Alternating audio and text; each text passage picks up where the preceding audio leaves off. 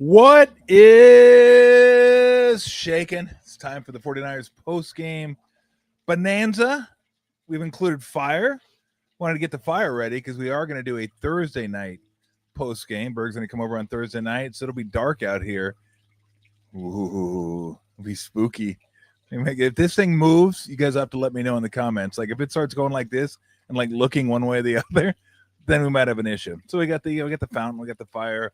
And the Niners, I guess, stopped dancing between the raindrops today. They actually got wet today. 4 turnovers, a special teams touchdown that they gave up.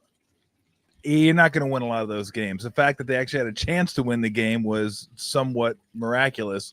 And it ended fittingly on a turnover as Brock Purdy gets sacked and the Jags take over and run out the clock, and that was pretty much all she wrote. So, I mean, I said 3-1 would be good coming out, heading into October. It would have been nice to get 4-0. I thought they had a great chance to get 4-0, but look, they've been playing with fire, pun intended, a lot this season, and finally got burned. So they got wet, they got burned. I'm not sure which one it is. I do know they ended up losing the game, 26-21. They did lose that game too. I mean, I wouldn't necessarily say that Jacksonville won that game. It was a battle of attrition. 4 turnovers to even have a chance is amazing. And their defense, they gave up some stuff early, but I thought they did a nice job of getting the ball back for them in the second half, getting them those opportunities. Yeah, no, I mean, they hung in there. That's the best I can say. They didn't play a clean game by any means. You brought up something we'll get to in a second about Brock Purdy, but you know, Purdy didn't play bad. He was 22 for 38, 309. He did have the 2 picks. The one was tipped. The one was a bad throw. But I guess, and you brought it up, he missed a lot high today. And I don't know if that's because the toe's still bothering him and he couldn't follow through completely and bring that ball down. But even some of the completions he had over the middle, one to Jennings, one to Robinson, that I remember, were up in the air, and they had to go get those things. And then he missed a couple. He just sailed them. Yeah, he wasn't able to get over his front foot. And yeah. When the ball's sailing like that, you're not getting over your front foot. You're throwing off your back foot. And it was his left foot and his left toe that hurt and that he hurt. And when you're trying to throw and step into it, if it was bothering him, not just the high throws, I just didn't see a lot of velocity. I saw a lot of, he never has a huge arm, but he has a better arm than what he showed today. And I would attribute those high throws to the toe. I really would, just because if you watch him, a lot of the times he was throwing off his back foot, even when he didn't have pressure. You know, he'd kind of fall away from it. And you know, he hasn't played in a while, and he didn't play in the preseason much. So really, he hasn't had a lot of action, period. And, you know, the receivers didn't help him with all the drops. There was 3 or 4 drops that were big. And you throw those into the equation and might be a different story. But yeah, they didn't deserve to win this one. When you have 4 turnovers at any level, especially at the NFL level, you're rarely going to win those games. Yeah, and if I'm not mistaken, I'll check just to make sure. I think it was 4-0, wasn't it? It was 4-0, yes. Yeah, the Jaguars didn't turn the ball over, and the Jaguars got a special teams touchdown. So, again, special teams comes back to bite the 49ers. It's amazing if we can get through 1 week without talking about special teams, and not in a good way. I can't remember the last time we talked about the 49ers special teams in a good way. I mean, it's probably Robbie Gould. I remember Moody hit like a game winner against the Packers in the playoffs. That was a big time field goal. But I mean, just so often over the last couple of years, we talk about special teams. It's cringe. It's just like, 49ers special teams. And again, 49ers special teams blow it again. And it started with the gunner just running right by, who was it, Tootin? I don't know. I think it was Tootin that returned it, but I'm not positive. No, maybe it was Washington. Or it could have been a third guy, too. I don't know. It ceases to amaze me why guys do wearing that. A teal jersey. I do know that. And he runs full speed. Right by him. And it's not going to do you any good to just run full speed. They're just going to sidestep you like they did. And then they get a clear run. Instead of, he comes to balance right there, forces that returner to make a move and actually start flat-footed. Then the pursuit catches up. But when you run right by him and give him that lane, it's a foot race. Yeah. And the kicker wasn't going to get him on that. That's for sure. Was not going to get him. Like if you're running full speed and you make a guy make a move and take a step to miss, that's one thing. He was already by him. Yeah. Like it was just a clear shot after that. But again, 4-0 turnovers, special teams touchdown against. You're not going to win those games. You're not going to win those games. I thought after the ATN run in the first half, I thought other than that, I mean, the defense played well. I think that was I don't know, I'll have to go back and check, 50-plus yard touchdown. They outgained them like 389 to 330 something. So now I don't want to say you can't count that run for a touchdown because of course you have to. It's like saying, what'd you shoot today? 74, except for the 13 I had on hole 14. I was fantastic. Well, those count too. So, but my point is yards per play, aside from that play, they did a really good job against, I'm not going to call them a high-powered Jacksonville offense, they're really not. And then Lawrence is still, to me, kind of a very average quarterback. But they hung in there. I thought the way the season was going, what they did in Seattle, what they did against Arizona, that they might find a way in this one, but it was just a little too much. And it was fitting that the game ended on a turnover. It was. And, if I'm not mistaken, I don't know the exact now. There was a point where San Francisco was accepted at least 11 penalties. I think there was one more after that. So they were benefited by the mistakes that Jacksonville made as well. And that's what kind of kept them in the game. And in the first half, it was frustrating. And I think it's pretty evident right now that the 49ers got to do something about their pass rush. Yeah. 12 turnovers, by the way, or 12 penalties. 12 penalties accepted. But the lack of pass rush in the first half, they didn't bring guys they were rushing for. They couldn't get to the quarterback. And Lawrence, who we both think is a mediocre quarterback in the NFL, I don't care who you're on, if you give them that kind of time, they're going to find somebody. And they converted a lot of third down and 4s, third down and 5s, with just short little passes because he had all day to throw. Second half, they started bringing guys and they put a little bit more heat on him, and he wasn't as effective. And I think that's got to be their formula unless they do something to go out and get a pass rusher, which I don't know who's available. Yeah, I mean, everybody keeps bringing up Hendrickson for the Bengals, but they're 2-1. I mean, it's not like they're saying, hey, our season's over. Let's get rid of this guy and get some draft picks for him. I mean, it may happen 2 or 3 weeks down the line. Maybe they lose 2 or 3 in a row and they say, okay, I see the way this is going. Burrow isn't coming back until late December. Let's see if we can get something for him to make us better next year. That I could see. But I mean, right now, the Broncos haven't been playing great. And if the Bengals go in there and win, they could be 3-1. And they're not going to look to get rid of players. No, not yet. It's too early. They have an opportunity to win that division. And, if you have an opportunity to win the division, you're not getting rid of guys. Yeah. And like you said, if Browning keeps laying an egg, who knows what they're going to do. They may try to go out and get a quarterback. They may go out and try and get Russell Wilson, even though he's past his prime. He is probably an upgrade compared to what Browning's doing for them. Yeah. Just had a comment that said Brock was awful today. I don't think it was awful. He just wasn't. It wasn't great. It wasn't maybe not even good. He was okay. He made a couple nice plays in the second half where he scanned all his progressions, found McCaffrey, scanned all his progressions, found Bourne on the left-hand side. He just wasn't as accurate as you think he's going to be. Again, the one pick was tipped. We both thought that might have been picked anyway. Yeah. There's a chance it would have been picked anyway. The other pick wasn't a good throw. And then the fumble. The one thing I did notice, and this could be the toe as well, he didn't get out and run much. He did it one time. And he was effective on it, and he came up a little bit lame. You can see it kind of hurt him when he did it. But even that last play that he fumbled, normally in that situation, he stepped up. Usually he'll take off. Yeah. And he'll step up, and he kind of held on to that ball a little bit too long, obviously too long since they stripped the ball from him. But when he takes off, when he's healthy, that's a 10, 15-yard gain. Because there was a lot of daylight in front of him.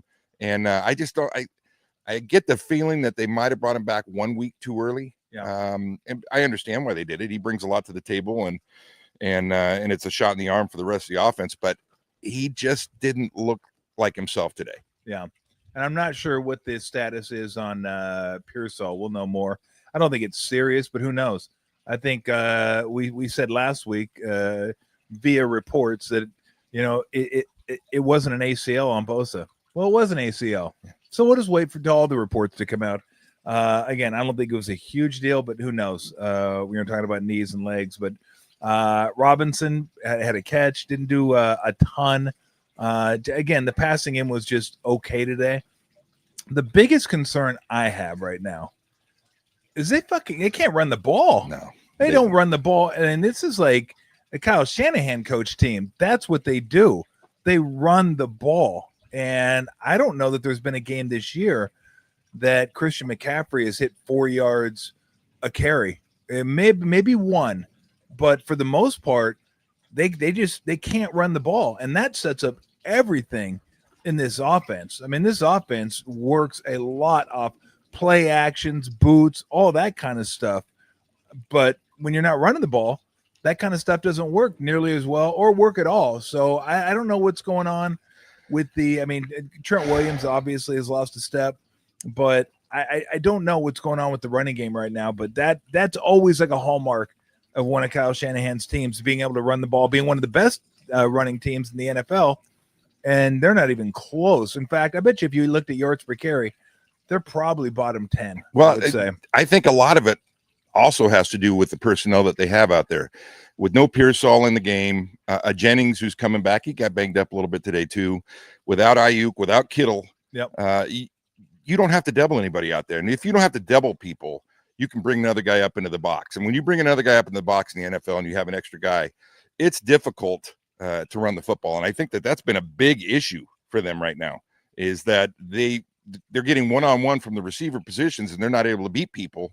And they desperately need to get some of those guys healthy. And that will open up the running game, because right now they're keying on the run and they don't have to do anything special in the pass game to stop the guys that they have. I mean, they're playing with guys that at the beginning of the year, if you'd have told me that Tonjes was catching another touchdown and we're throwing the ball to Robinson, who hasn't played it down this year, and Pearsall's out, so Jennings has been out and he only gets a couple of catches today, and then Kendrick Bourne, who's a guy that they released one time, they brought him back and he dropped a big ball today. He dropped 2 balls and he made a nice catch towards the end. But if you don't have to double guys, your running game's going to struggle because of the extra guy in the box. What was this all about? I didn't see. We were out here kind of setting stuff up. I didn't see Saleh and Cohn, Liam Cohn, the head coach of the Jaguars, arguing at the end of the game. I have no idea what they were getting into it about. I don't know. I'd take Saleh in that match. Yeah, I would definitely take Saleh in that match. We were talking last week. I forget who it was. Maybe it was a while ago when we had Silver on, and we were talking about coaches fighting and who would be your number 1 seeds. Yeah. I mean, Saleh's not a head coach anymore, but we had Vrabel and I'm taking Vrabel all day long. Dan Campbell too. Yeah, I think you know what, Campbell's an offensive guy though, and DeMeco Ryans. Yeah, he'd be a tough one. DeMeco Ryans definitely, but Vrabel. I tell you, who would be last on my list is Mike McDaniel. Oh yeah, we had him as a 16th seed. We may even put him in as a 17th seed. He's look, if McDaniels makes a tourney, he's playing in Dayton. Okay. He's gonna play in Dayton. He's gonna be in a first. And will he show up in his capri pants? I don't know. Oh my gosh. Yeah. But it's something that they're gonna have to figure out one way or the other. And maybe now that you're starting to get your complement of wide receivers back, Kittle should be back in a couple of weeks. I think he has to miss 2 more games. Yeah. And then he's eligible to come back. Maybe you start getting that going. And look, we talk about Kittle all the time, and we've talked about in the last couple of weeks how much they miss him in the red zone. They miss him in the running game. Yeah, they miss him big time in the running game. Big time in the running game. Well, and they also miss. I mean, I like Robinson, but he looks very tentative carrying the ball, and he had a couple opportunities today. He just looked like he was tentative hitting the hole. Yeah. And we're used to having the Jordan Masons and the Mosterts and the guys that could step in when McCaffrey was hurt, and they go in and they take a lot of the carries away and keep him a little bit more healthy. We're not seeing that right now. Robinson, they're not getting a lot of production out of him, and I think that's an issue right now. Well, I'd like to see him get a few more carries. He only had 5 today. Get him in a little bit of a groove. McCaffrey 17 rushes today, 6 catches for 92 yards and a touchdown. That was a nice call. That little touchdown that he had, the shovel pass to McCaffrey. But no, I'm with you on that. But McCaffrey today, 2.9 yards per carry. Yeah, there was no room. I mean, he just didn't get loose at all. Usually there's 1 or 2 plays where he gets loose, he gets out in the open, but nothing today. And you watch that, and I still go back and I'll harp on that, the fact that they have an extra guy in the box, and that's I don't care who you are. If you're running the ball against 8 guys in the box, it's difficult, and that kind of forces you to throw the football more. And if you're not getting guys that are beating one-on-one, and then it's going to be difficult. Yeah. McCaffrey did have 4 yards a carry against New Orleans, 13 carries, 55 yards. But here's season total so far: 22 carries, 69 yards against Seattle, 13 for 55 against New Orleans, 17 for 52 against Arizona, and 17 for 49 today. So the last 2 games, he's had 34 carries and 101 yards. That's not Christian McCaffrey. I mean, he's doing work in the passing game, no doubt about it. I'm sure he leads them in receptions by maybe a long shot, but running the ball, and again, that's who this team is, right? I mean, that's who they are. And at some point, they got to figure out a way to get this guy going, get him going, get Robinson going, get the running game going a little bit. Because if they don't, look, I'm as big a fan of Brock as you're probably going to find. I think Brock Purdy is a top-level quarterback, but he's not a guy that you're going to say, hey, we're going to just throw away the running game and let this guy go ahead and win it for us. That's not really who he is. So it's just something they got to get fixed. Well, and that's a tough fix until you get guys healthy. And when you get guys healthy, then everything's going to kind of come together, you hope. But the 4 turnovers, you think about it, those are 4 drives that you had opportunities to get points on that you just gave up, and you gave them 4 more opportunities. And just to still have a chance, you got to take some solace in that to have a chance to be in the game with that at the end of the game is pretty phenomenal. I mean, and Jacksonville, I think, what's Jacksonville's record now? 3-1? They're both 3-1. Yeah, and they obviously haven't played a tough schedule just like the Niners haven't, but 3-1 is 3-1 in the NFL. And the Niners, they can't go back and hang their heads. They got to get ready to play in 4 days, and against a good Ram team that coming off a good win for them. Yep. So, you can't hang your head. You're going to have the injuries. They're still going to be there on Thursday. I don't see any of these guys just miraculously getting better and coming back. So you're going to have to play with the same guys, and they're going to have to find a way to get a little bit better running game. I don't know if that's getting Juszczyk involved more in the blocking scheme, and the tight ends have got to do a bit better job blocking too. I didn't see a lot of blocks out of the tight ends today that were opening up holes. And look, the Niners got to start forcing some turnovers as well. What is it now? 11. I saw the stat today. 10 straight games they didn't have a pick. Now it's 11. We thought they had one. We thought Upton Stout had one, and he grabbed Hunter by the back of the jersey and did the Ricky Bobby slingshot, engaged, and went around and pick. I was like, oh my God, the Niners have a pick?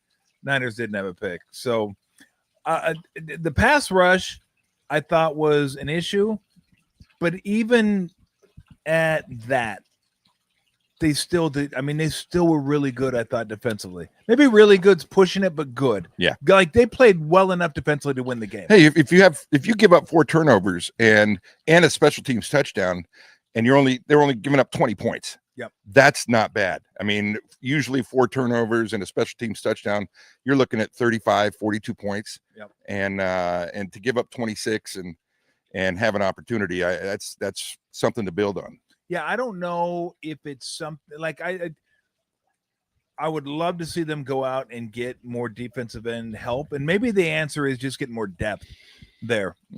So the guys that are playing don't have to play as much. But even at that, I don't think it's a critical issue right now. Now, you could also say the level of competition they're playing right now isn't as stiff as it's going to be on Thursday night. Rams are going to be the best team they face this year. I think the Rams are better than the Seahawks. I think the Rams are better than the Cardinals. Cardinals looked all. I'm surprised that game was 23-20 on Thursday, because I didn't feel like a 23-20 game. It felt like Seattle was much better than Arizona. New Orleans, we know what New Orleans is. And again, Jacksonville's 3-1. Give them credit. I still think they're a very mediocre team. So we're going to find out I think we'll find out more Thursday night than maybe we even have in the first 4 games, because the Rams are good. That's a good football team. And look, I know they won by 7. They got a late touchdown where the Colts decided to go with the bold strategy of playing with 10 at the end of the game, and then have one of you guys trip. So basically it was 9 guys out there on the field. Oh, and don't forget the guy that fumbled the ball out of the end zone. Oh, yes. Just that should be a fine. That should be an automatic fine. Huge fine. Unbelievable that you do If that. I was a head coach in the NFL, I would set that before the season. If any of you idiots drop the ball because you're showing off before the end zone, $100,000 fine. It's not that hard. No, it really isn't. Just hold on to the ball until you cross the line. Well, and it was the Adonai Mitchell, the receiver out of Texas. Well, and the Rams, if the 49ers rush 4 against Stafford, it's going to be a really long night. If Stafford has any time like that, he's going to pick them apart with 2 receivers like Nakua and Devontae Adams and Williams out of the backfield. They're going to have to bring heat. They're going to have to line up and bring 5 and 6 on a lot more opportunities than they did today. When they did today, they put heat on him. They made him throw it early. It wasn't until the second half they did that. They're going to have to do that from the get-go. Because Stafford's too good and those receivers are too good, and they're going to if you give them that time, they're going to get open. It's impossible for the DBs to cover that long. So I would expect a more aggressive game plan out of Saleh going into this game. Yeah, and I think on the opposite side too, again, I talk about the running game. They're going to have to figure it out, because if you don't get the running game going by Thursday, the Rams can bring heat. They can get to you, and it's not. I mean, Jacksonville can too. I mean, Jacksonville is a pretty decent pass rush, but the Rams can get to you. So it's going to be critical for them to, find ways to get to Stafford, find ways to run the ball a little bit. And then hopefully, Purdy's toe is a little bit better. So we see the ball get brought down a little bit to guys. Now, look, it's going to give Robinson another week, kind of get rid of. This was a preseason game for him. So it'll give him another weapon to get going. So I'll be honest. I don't feel like 3-1 to me feels pretty good. Like, if you're a Niner fan, I would think 3-1 feels like, you know what, that may be better than I don't want to say we deserve, because they earn those wins, but boy, a play here, play there, it could be 1-3 right now, and this season could look a whole lot different. And not only that, the 2 wins they got where it felt like they dodged one, those are divisional games too. That's right. They've already got one up on Arizona. They got one up not only on Seattle, they got one up on Seattle in Seattle. So I don't know. I feel like this game, they weren't good this game. They were sloppy this game, but I still feel like 3-1. It feels like, okay, yeah, you can work with that. Yeah, well, you know what? If you look at the standings, they're going to be on top of the standings in the West, and because of the victories against the 2 divisional opponents, and the Rams and the Rams they play, that'll obviously separate some teams. And this is a huge game for them. This is the biggest game they've had, obviously, so far this year. And as you said, maybe for the whole year, it'll set the tone. If they could sneak a win out of this Rams game and put themselves up on the Rams by 2 games, that would be massive. That would be huge. And they've got tough games to come, but it's not time to panic. That's for sure. There's certainly things you got to worry about. The pass rush is one of them. The running game's another. But the biggest thing is getting people healthy. So what do we got? Niners 3-1, Seahawks 3-1, Rams 3-1 is what we got. So yeah, big game on Thursday. If you could do what the Chargers did today, no, not today. They lost today, but what they did to start the season, which is sweeping the division. Go 3-0 against the division. That'd be huge. You go 3-0 against the division if you could get that. If you get that Ram game, we can take some comments too. If you got any thoughts on today's game, again, it's there's not a lot to say that the Niners, if they would have done this or would have done, they turned the ball over 4 times. You turn the ball over 4 times, and again, you got to just figure out the special teams crap.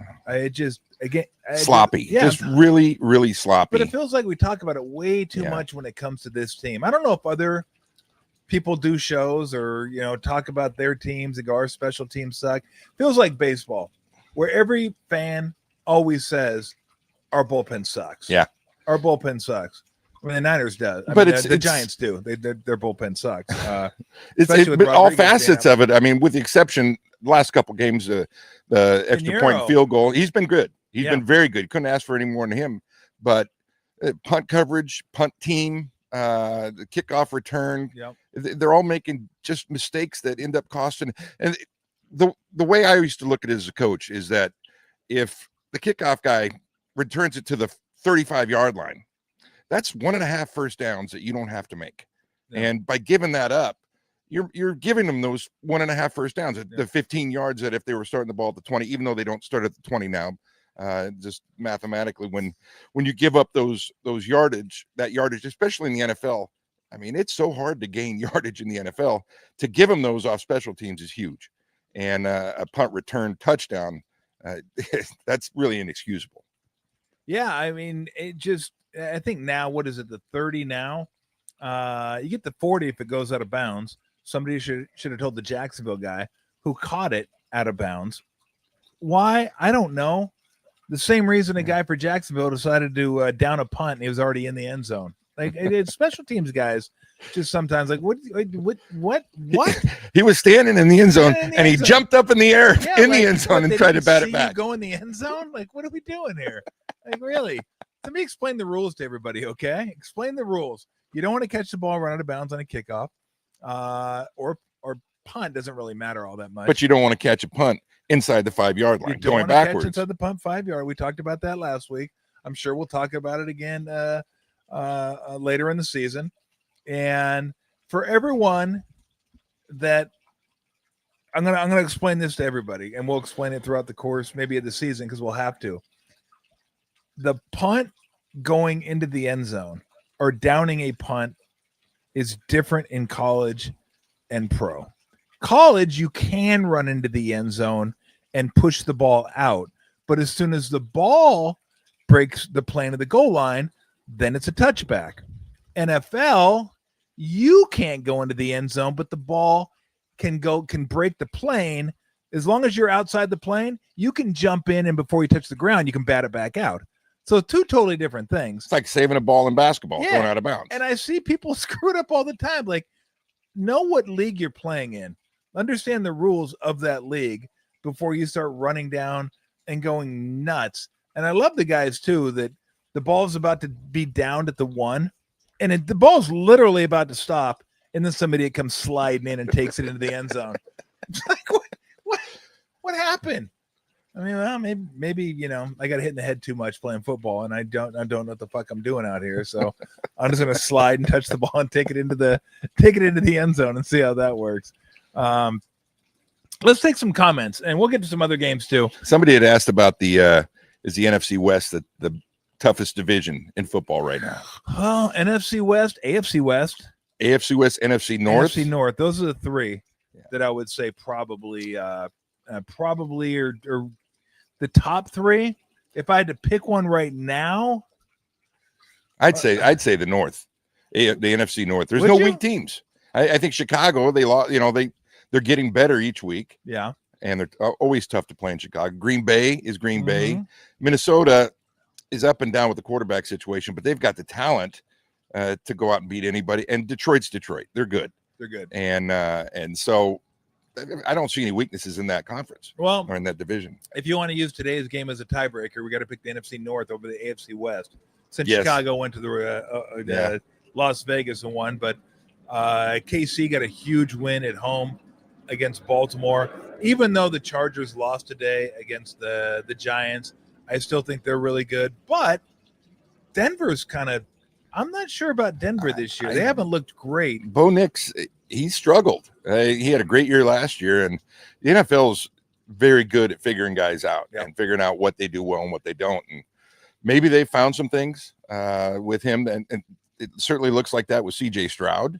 Yeah, he's really gone down. He had a great first year, so the NFL finds out what you're weak at, and they exploit that. So it's yet to be seen. Their defense is no joke, though. I mean, Denver's defense is really good, and that keeps them in all the games.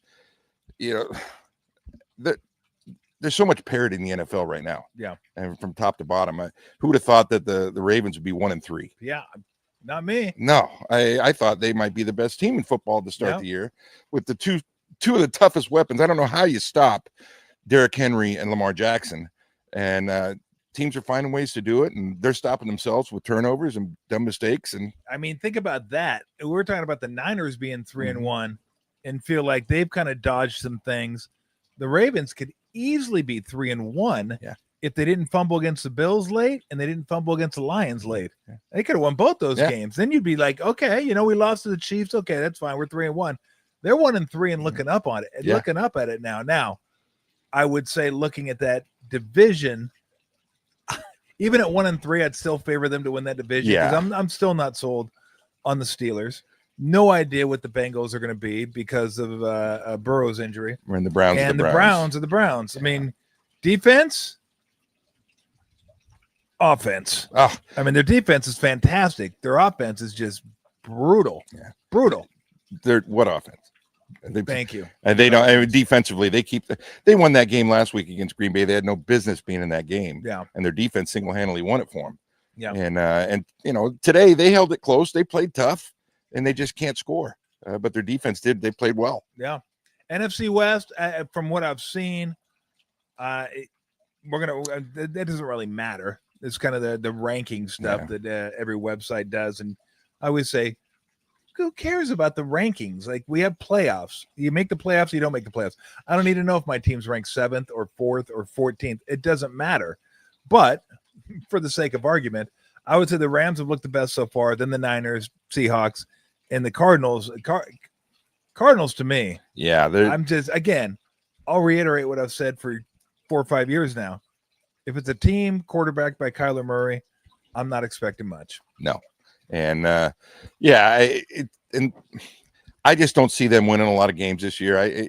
He'll make some great plays. He makes some unbelievable plays with his feet, but then he just makes some crazy plays where he costs his team. And it also looks like there's sometimes he shows up and he's ready to play, and there's other times it looks like he's thinking about the next video game that's coming out. Call of Duty, baby. Let's go. We got our Call of Duty show. We're going to let everybody know when Call of Duty comes out. We'll all bet against Cardinals that week. So apparently that's the hottest tip I can give you this year. So we'll take your comments. Let's quickly go over the other games. We got the Packers Cowboys tonight. Vikings Steelers, didn't see it. Not waking up. Love watching football, but I don't love it that much. You're probably up for that. Yeah, right? no, I watched the whole thing, start to finish. 6:30 on a Sunday, no problem for Berg. I was up at 4 watching the Ryder Cup on Friday and Saturday. So that hurt. That hurt.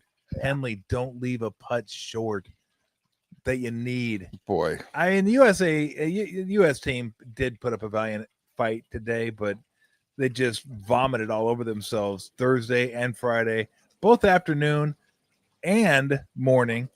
But look, the Europeans were better. They just better. They played better. They deserved it. They earned it. It wasn't like all the matches USA was just stumbling and bumbling. There were some they played well. Like DeChambeau and Scheffler played really well, and they just got beat by Fleetwood and Rose, who didn't miss a fucking putt. But it got interesting there for a minute. We were like, oh, hey, we could. Now we can't. It's over. So Bills Saints, I mean, it almost felt like cat mouse. Like the Bills were playing with them a little bit. And then they finally decided, all right, we've had enough of you. Let's go and win the game. And you can't get up for – I mean, it's so hard to get up for every game. And you look at the schedule. They played tough games already that they've won. And they look at this game as, okay, we just need to get out of this healthy. Let's get out of it with a win. And early on, they made some mistakes. But I never felt like that game was in jeopardy, even though the Saints took the lead there. The Bills, I felt, controlled the game and just turned it on when they needed to. And the Saints are a bad football team right now. Talk about a bad football team, the Titans. Oh, the Titans. There could be a couple coaches looking for a job soon. That's awful. Comment, without those turnovers, do we win? No way in knowing. Doesn't matter. Again, the defense played well enough to win. Offense didn't play well enough to win, but I can't tell you if they don't turn the ball over, they win the game. Purdy 8 ints in his last 5 starts. Yeah, like, look, here's the thing about Purdy. Purdy doesn't have the biggest arm. Like, you'll never confuse him with Brett Favre in any way, shape, or form. But Purdy does have some gunslinger in him. Mm-hmm. Purdy's going to stick it into some slots where, I mean, how many throws has he made over the middle that he completes that go an inch over the linebacker's hand and then an inch before the safety gets there, where it's just like, oh my gosh, that was like, wow, he really threaded that one. He's had a lot of throws like that. So, I mean, Purdy's going to do that. Purdy's not, and I like this about him. Obviously, everybody hates picks, but I like a guy when he sees it, he lets it go. Like, I'm just going to let it go. And I don't want too much of that, of course. There's a fine line there. And I think he walks it pretty well.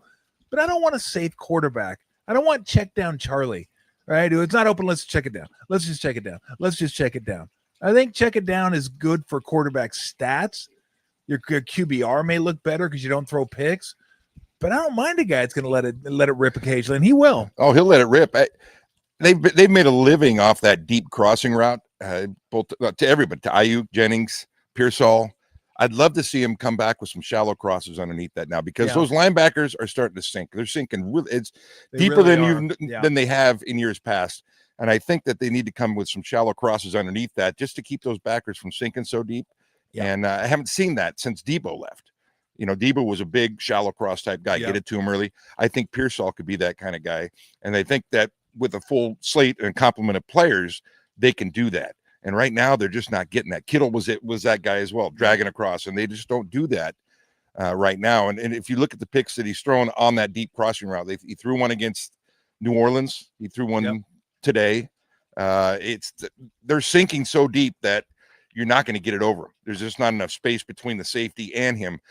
If you get the shallow cross going and that linebacker can't sink, then you're going to get that gap, and that void's going to be there. So I think that's probably something that Shanahan's going to be looking at, because they are sinking that deep. Yeah, no, I think that's a great point, because that is a staple of Shanahan's offense, to that deep dig where you get guys behind the linebacker in front of the safety. Ayuk caught a ton of those, and I'm sure he will continuing on. Shanahan had that horrible challenge. You know what? If it's the one I'm thinking of, the one where Hunter caught that ball, it was closer than I thought. It really was, because the ball, it looked like he caught it with his forearm, but then rolled over on it. I don't know if it was worth a challenge, but it wasn't one that I looked at and said I wouldn't have challenged that, because I've seen lesser things get overturned. There are times in the NFL you're like, what are they doing? Then all of a sudden they'll overturn it. So, and you don't have much time to think about it. You're getting a word from up top, and somebody may have seen something, and it was a big, it was early in the game, but it was a big opportunity right there to get the ball back. And as opposed to having that first down, had it gone their way. And I think that was deep in Jacksonville territory. It was deep. Yeah. And it was deep there. So, I don't blame him on that. It's a split-second decision. If they get a playoff, you can't challenge it. So you either got to do it or don't. And he probably got word up top that, hey, it may have hit the ground. Yeah. Now, look, I know everybody wants to get upset with the coaches when they challenge things.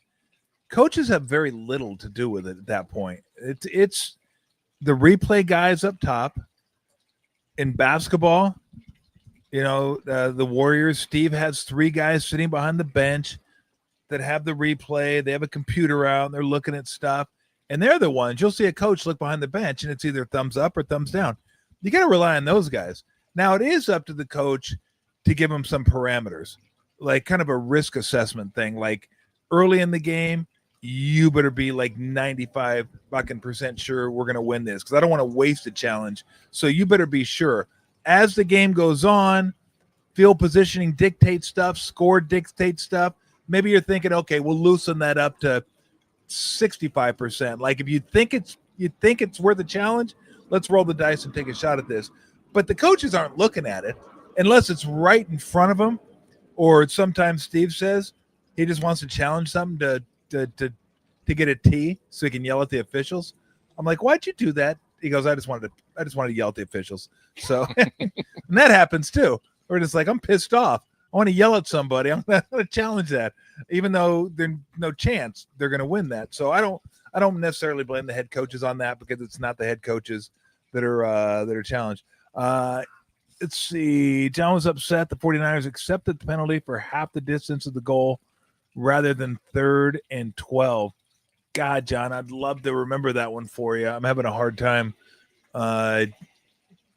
Again, I don't have time to watch the game over before we get out here. It's watch the game, and we were watching other games too. So we have 2 TVs set up. We watch the Niner game on one TV, and the other TV's Red Zone, or it was Ravens Chiefs for a while until the Ravens were getting blown out, and that's my son's favorite team. He turned it off. He just said, I'm done with this game. So he watched the Rams beat the Colts. Well, Go ahead. I mean, I don't remember the play, but I'm assuming he's saying going in that they turned the penalty down. That would have put him at 3rd and 12 instead of went probably on the 6-yard line. Then if it was going to be 3rd down, I understand that situation right there because you feel like your defense can get off the field and force a field goal. If you go back and I don't think it would have been 3rd and 12. I think it would have been 2nd and 12. Okay. And then they would have the two opportunities to get a touchdown as opposed to one. Yeah. That's I don't recall exactly, but looking at how he's worded that in that question. Well, give me the John, if you I don't know if we'll get to the question again, but if you give me what time the game had happened, I'll go back and make sure I look at that. So when we have Brent on tomorrow, we'll definitely bring that up. Yeah, that's the question right there. So just let me know what day, because I'll get to it for you. It'll just be tomorrow with Brent as I'll watch the game again tonight after I watch the Packers and the Cowboys. All right, any more comments that we have for tonight? We're probably getting pretty close. We're getting about 10 minutes away. Browns, Lions, again, we talked about the Browns. Is Purdy throwing too hard with all these drop-off passes? Nothing I noticed. You notice anything? No, they're in the NFL. First of all, he didn't have a strong enough arm to throw too hard. Yeah. And I thought that the balls that were dropped were perfectly thrown balls that should have been caught. And a couple of them were untimely too, especially the one that Kendrick Bourne dropped, which was a big drop. That was a big drop in that scenario. And I believe that was a 3rd down and they would have kept the drive going and they ended up having to punt it away. So I don't think so. I don't think he's throwing it too hard. That's for sure. 4th and 2, Juice. And I did notice that when McCaffrey ran into each other on the mesh. Yeah, there are plays that don't look like they're fully in sync. And let's remember, Purdy missed 2 games. And not to say that he needs a bunch of games to get back into it, but anytime you miss games, it takes you a little while to kind of get the flow going again and just feel like you're in sync with everybody. So I'm not sure how much that played a part. The fact that he had missed the last couple games. And I don't know if we're giving Jacksonville enough credit. They've created a minimum of 3 turnovers in every game they've played. I know. And so the 49ers aren't the only team that's turned the ball over against them. And they don't have the big splashy names defensively, but they get after you. Yeah. And they're doing something right if they created 13 turnovers in 4 games. Yeah. That's pretty impressive. No, I'm glad you brought that up because we have a tendency to forget that. And I always try to remind people that, and I should remind everybody that every single time I do a show. Those guys get paid too. I mean, those guys are pros too. It's not like they're playing Appalachian State. I mean, they're playing an NFL team. So give them credit for forcing the turnovers and give them credit for doing what they needed to do to win the game. It's simple as that. It's never one team lost the game, although sometimes it is they lose the game, but it's always another team that does something to force you to lose the game. Todd says trade for Hendricks. Kiddo and I come back. Good. It's on. Yeah. I again, it'd be great if you can get Hendrickson. Is it Hendricks? I think it's Hendrickson. It's Hendrickson. Yeah. I thought it's screwing me up there. It's not Ted Hendricks. But what do you trade? I would trade draft picks. I don't know. Somebody floated the idea Hendrickson for Mac Jones. I'm like, I'm not giving up my backup quarterback. No. I go, Purdy already got hurt once, and then Mac Jones proved he can run the offense. So, I got to keep the backup. But if it's picks, and I don't know what it would be, 3 and a 4, 3 and a 5. I don't know. I would advise against that. We saw that the Niners gave up so much draft capital in some other trades in the past to move up to get Lance, and we're really seeing the hurt right now without the depth. They gave up 3 first-round picks to get Trey Lance, and people keep forgetting about that. And that's depth. Are they missing it anymore, though? Well, but they wouldn't. They could have fucked up those picks. They could have, but even if they fucked them up, you're looking at possibly a little bit more depth. Even if they're not starters, they're guys that can come in. They've had so many injuries that somebody could come in and fill that void better than what they've been getting. And it's a trickle-down effect because now you're playing with guys that really you weren't counting on playing. And that means your special teams, because you don't put your starters on special teams or the guys that play a lot, you put your last guys on the team. And now you got last guys on the team that wouldn't even be there, but they're playing special teams for you. And it's a trickle-down effect. And obviously their special teams have been bad. And I attributed a lot of that to that. The fact that you're playing with guys that you weren't counting on. You were counting on these guys, certain guys, to play special teams. Now they're actually in your rotation. And so you're not playing them on special teams. You're playing those undrafted free agents and guys that you signed to come in as for the practice squad, but they're actually playing. And that's been a big problem, a huge problem. I guess it depends on. Okay, thank you, John. I appreciate that. I guess it really. Do you mind? I mean, seriously.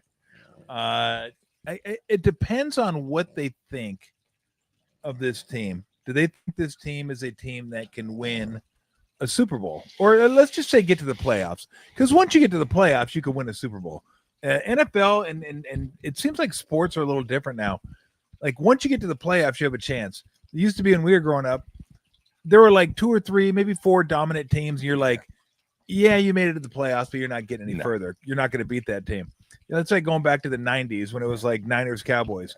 Hey, y'all made the playoffs. Congratulations. One of these two teams. You're playing for second place. Yeah, one of these two teams is going to win the Super Bowl. That's just the way it's going to be. So, look, and again, we talk about would they trade. It's not just them. Cincinnati has to want to trade Hendrickson too. They like have to want to move him. So I don't think they're at that point yet. Again, they're 2-1 going into Monday night. If they lose that, they're 2-2. And guess what? Ravens are 1-3. So I think everyone in that division right now is thinking, hey, we got a shot at this. We got a shot at winning this division. So maybe. But this is something I think is 2 or 3 weeks down the line before Cincinnati figures out, okay, what's our trajectory this season? Where are we headed this season? Because if you think you're headed toward maybe we can hang in this thing and maybe we can make the playoffs, then guess what?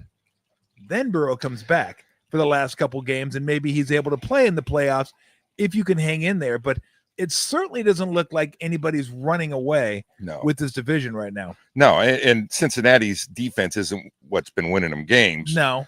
And to get rid of your best player on defense would probably make no sense. I think the next couple of weeks with what Cincinnati does will determine whether they want to start moving guys. Yeah. If they don't make a move to get another quarterback and they're going to stick with Browning or go with whoever, I don't even know who their other guys are now, and they're not getting it done, they might want to have a fire sale. But if they have so much money tied up into their offense, I don't know. Chase and Higgins and Burrow. Yeah. So there's the draft capital for them would be huge because they're going to have to build that defense back up. But there's so many ifs, ands, and buts about what's going to happen with trading for somebody. And I don't know of any other names out there. We mentioned Hendrickson, and there may be somebody else out there, but I don't know offhand off the top of my head.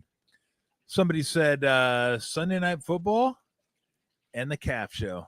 Those are almost like, I feel like I'm looking at the Cavs right now. And like I've seen them, I see them all the time. So it don't really faze me, but looking at them like on the screen right now, I feel like Ogden, Max, can you put up an NC-17 sign on the screen?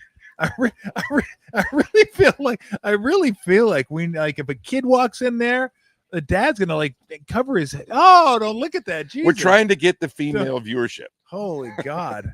You're gonna get a lot of viewership. Those things. If I can, Jesus. Lou hungry right now, or is she ready for no? God, Lou's always hungry. Why'd you make me say that? If I say that, of course she's gonna perk up. Or is she ready for Sunday Night Football? I think she's ready for me just to go back inside and just chill on the couch and grab a beer, and she'll lay next to me. We'll be good. There you go. There you go. There's our NC-17 sign right now. Adults only. Is there any way? You know what we need to work on? NC-17 and the 1 isn't a 1, but it's one of Bergie's calves that just is there. So it's like NC, it's like calves. I'll send you a screenshot. After that, no, we don't want the screenshot. God damn it. We don't need that. My paltry calves have nothing. But yeah, it's gonna. Tom, there you go, Tom and the Calf Man. That's a show. Wasn't there like a? Wasn't there a BJ and the Bear? No, that's what I was thinking. But I was thinking of a different show. But I didn't think of BJ and the Bear. Greg Evigan. Hey, BJ and the Bear. It could also be NC-17. Yes, I guess it could. I guess it could, depending on what he's doing with the Bear at the time. But the Bear is like, hey, look. Or the BJ. I'm not thank you. I'm not Bear says I'm not into that. You kidding me? Do a little 70s TV. I don't know. Greg Evigan ever do anything else? No. I'm surprised I didn't. I remember that name now that you said. How did they fucking make a show out of that? Let's have a chimp. What did the Bear do? And an 18-wheeler, and let's make a show out of this. And why was his name was Bear? Yes, the chimp's name was Bear. Yes. Who's better, the Bear in BJ and the Bear, or the chimpanzee in Every Which Way But Loose? That was Clyde. That was an orangutan. Orangutan. Yeah, right. yeah, the orangutan. That was Clyde. Get left turn, Clyde. Go left turn, just punch somebody. The orangutan was a man. The orangutan was that was with starring. Well, no, Clint Eastwood. Correct. And one of the greatest names of all time, Philo Beto. Philo Beto. That's right. Was Sandra Locke in that one? Sandra Locke was, yes, she was in both of in those. Any Which Way You Can and Every Which Way But Loose. As was the great Jerry Reed. That's right. Because I believe her and Clint Eastwood had a thing, didn't they? They did. For a while. They did for quite a while. I think Clint Eastwood, from what I'm reading, had a thing with a lot of women. Yeah. Well, hey, you're Clint Eastwood. Yeah. Why wouldn't you? Why would go get him, Clint? What was Clint now, about 92, 93? And then some. He hasn't let the old man in. No. Thank you. He's up there. The Warriors got Al Horford? Did they? I thought they'd wait until Kuminga signed to get Al Horford. I mean, I knew they were going to get Al Horford. They were only going to get him for that last 8 weeks. I think we knew this, but we're kind of waiting for Kuminga to sign. I can't wait till that just ends. Just get the signing done. Let's move on. I'll be so happy when Kuminga moves on to another team. Not that I don't like him. It's nothing to do with that. I just started talking about it. We got half the people that think trade Kuminga, half the people that think Kuminga's great. So, what do you make of the game tonight? Packers Cowboys. Micah Parsons coming home to. Yep, absolutely. I think he might wreak havoc. I think he's going to play with a little red ass on him, and he's good enough where he could control a game. And I would be shocked if he doesn't at least pressure Dak multiple times. And he's got something to prove right there. I think Green Bay's a much better team. Dak Prescott, I've never been a fan of his. He manages the game okay. He just doesn't make enough plays. And with CeeDee Lamb out, I don't know what he's going to do. I mean, Pickens is a good wideout, but I don't think he's a guy that you can rely that heavily on. I think Ferguson as a tight end is going to catch a lot of balls because, he's going to have to get rid of the ball. Parsons going to be bearing down on, and the obvious is the running back and the tight end getting rid of it quick, and they do that anyway. Yeah. But I think for them to win, they've got to stop. They've got to force Jordan Love into some mistakes, and he's prone to that. And if he makes mistakes like he did last week against Cleveland, then they'll have a chance. But if he's on his game, I think they're going to be tough to beat. Packers -6.5. Home game on the road in Dallas. I take the Packers. I would take the Packers too. We'll both take the Packers. All right, real quick before we get out of here because the game's about to start. Just overall thoughts. We got a quarter of the way through the season. We got the Bills 4-0, Steelers 3-1, Colts 3-1, Chargers 3-1, all leading their respective divisions. Eagles 4-0, Lions 3-1, Tampa 3-1, and then a whole bunch of 3-1 teams in the. What jumps out at you in the? I was going to say in the NFC West, but what kind of jumps out at you? I think the Rams are a little cut above. I think their defense and their offense are both equally good. Their defense has been shutting teams down, and they score enough points to win. They've got a lot of weapons. I think the 49ers have been overachieving, even though they haven't. They've won 3 games against some lesser opponents. I think that they're gonna have a lot of close games, and they're gonna win a few, and they're gonna lose a few. They're not good enough to go out there and just dominate teams. I think Seattle's going to get better and better. And Darnold's learning that system more, and he's got some weapons to throw to. I think Seattle and LA are probably the 2 best, and with the 49ers being, not too far behind. And with things going their way, they could be right up there at the end. Yeah. See, I would have the Niners ahead of Seattle, behind the Rams just a little bit. Again, none of this matters because they're all going to play each other. We're all going to find out at the end of the year. I think 3-1 is let's put it this way, they put themselves in a really good position, because I think 10 wins will get you to the playoffs. Right now, all you need to do is go 7-6. So play a little over 500 the rest of the year, which I think they will. I think they'll do better than that. But right now, they put themselves in a position. They're at the quarter pole, basically, a little bit less than the quarter pole, to go 7-6, get 10 wins, and get in the playoffs.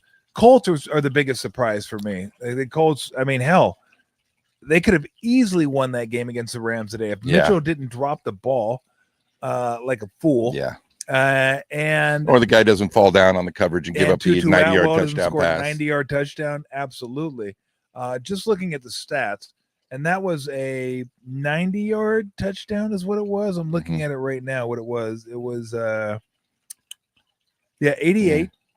So let's just, for funsies, see what the yardage was. 462 to 323. It was close going into that last drive. It was a 50-yard differential. So I think the Rams are better than the Colts, but the Colts are probably my biggest surprise of the season, and they don't play in a particularly tough AFC South. That's right there for them. You know, one thing, one of the people asked in the question, would the 49ers have won without those turnovers? One stat that I didn't look at, I want to see what happened, is how many points they gave up off those 4 turnovers. I really don't know offhand. Looking back, I think it was 10, but I'm not sure about that. It may have been more, but I think it was 10. And so if you look at those points off the turnover, it certainly makes it a different game. That's for sure. Because you never know if the 49ers are going to get points out of those drives. Yeah.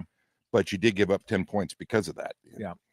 I would say the Steelers are kind of my overpriced team right now, 3-1, -2 in scoring differential. I don't think that's going to last. But guess what? What do I know? All Mike Tomlin does is win. Yeah. Doesn't matter how they win. They look ugly. They look bad. They look this. They look that. But they find a way to win. I would say the most disappointing team is the Ravens. I mean, no one expected the Ravens to be 1-3 right now. They're tied with the Browns at the bottom of the AFC North. And I mean, Buffalo. I think Buffalo right now. Yeah, but they're not a surprise though. No, but I just feel you get that feeling like this could be their year. Yeah. You know, things are flowing their way, and if they stay healthy, they've added some good tools defensively, and you know, Joey Bosa has done a great job for him already this year. He's made a big difference, and with Milano back at linebacker, he's missed 2 years. They're solid defensively. Yeah. And Cook, I think Cook is one of the most underrated backs in the league. He can do it. He can catch the ball well out of the backfield, and he's running the ball well. No doubt about it. You know, it just feels like they've got a little something going special right now. Yep. All right, so Monday, Brent Jones. Tuesday, I think we're going to have Dave Fleming. We're going to break down the playoffs. They're all set today. How great is it that the Mets missed the playoffs? Fucking $300+ million payroll, 21 games over 500 at one point this season. I think it was like 45-24, and just fucking vomited all over themselves. The Reds lost today. At least that's what my son told me. They did. They both lost. All the Mets had to do is beat the Marlins. Just beat the Marlins and you're in the playoffs. Nah, we're not going to beat the Marlins. We're not even going to score. They got shut out. They did 4-0. Oh my God. And the Giants got to 500. Yay. Giants got to 500. Yay. So we'll talk to Dave about the Giants season moving forward. We'll talk about the playoffs as they're going to get started. One of my favorite sports months of the year. You get the baseball playoffs, start of hockey, start of basketball, college football, NFL. It's like every single night there's going to be something on for a month. And I love this month. I love the Major League Baseball playoffs, and obviously the NFL and college football, and then you get NBA and NHL mixed in there as well. So don't forget the Ryder Cup. Yeah, we're trying to forget it, but trying to forget it.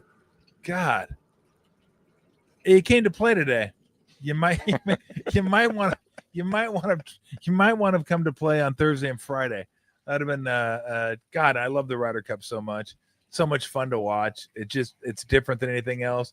It was just a bummer on Friday. It's like, well, this sucks. There's not even anything to like watch. Had my USA shirt on and everything. I was like, go, yeah, go. Ole, go Jags. Look at Ogden. just to make everybody mad. Ogden and his Go Jags. All right, we're gonna let everybody get out of here. Have a great Sunday evening. Enjoy the Packers and the Cowboys. Next show will be tomorrow with Brent Jones. Berg, thanks for coming again. Always fun. Appreciate it. And Bergie will be here on Thursday. So we're going to do a show on Thursday after the Rams-Niners game. And I have a feeling. A fireside chat. We're like FDR out here. We got the fireside chat. FDR didn't have a fountain, though. We got the fountain. And FDR didn't have Mike either. So Mike's going to be here. It's going to be awesome. It'll be dark outside. We'll have the fire. We'll have the fountain. Oh, it's going to be and guess what? Yes, Lou will be here too. You going to be here Thursday? Yep, Lou will be here on Thursday. So big week this week. Show Monday, show Tuesday, show Thursday, and then we'll fill in the rest. So everybody have a great Sunday evening, and we'll look forward to talking to you tomorrow.